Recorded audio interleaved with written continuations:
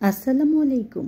আমি একজন ছাদ বাগানি হিসেবে ছাদ বাগানের সার্থকতা সেটাকে মনে করি যেটা হচ্ছে অল্প জায়গায় বা অল্প পরিসরে অনেক সুন্দরভাবে অনেক ফসল ফলানো। আমার এটা কিন্তু বড় সাইজের একটা টব।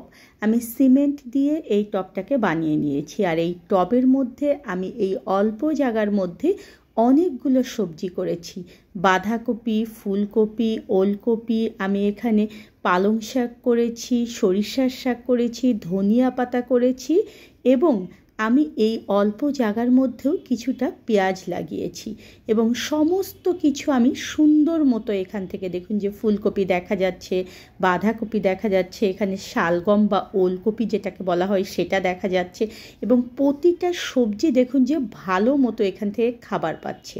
এই খাবার পাওয়ার চাহিদাটা যে এদের রয়েছে এটা পরিপূর্ণ তখন হবে যখন আপনি এদেরকে সঠিক খাবার দেবেন। আপনাকে অবশ্যই মাটিটা ভালো মতো প্রস্তুত করতে হবে এবং এদের যে ধাপে ধাপে খাবারগুলো রয়েছে সেটা দিতে হবে।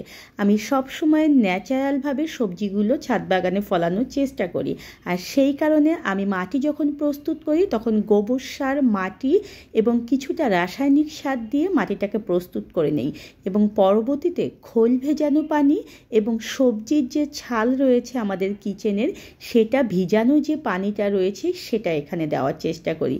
চাল ধোয়া পানি আমি এখানে ব্যবহার করি, মাছ ধোয়া পানি ব্যবহার করি এবং কীটনাশক এক্ষেত্রে একেবারেই ব্যবহার করার চেষ্টা করি না। ধন্যবাদ সবাইকে। যাদের ভালো লাগবে আমার ভিডিওটা, প্লিজ পেজে একটা লাইক এবং ফলো দিয়ে রাখবেন পরবর্তী ভিডিওর জন্য।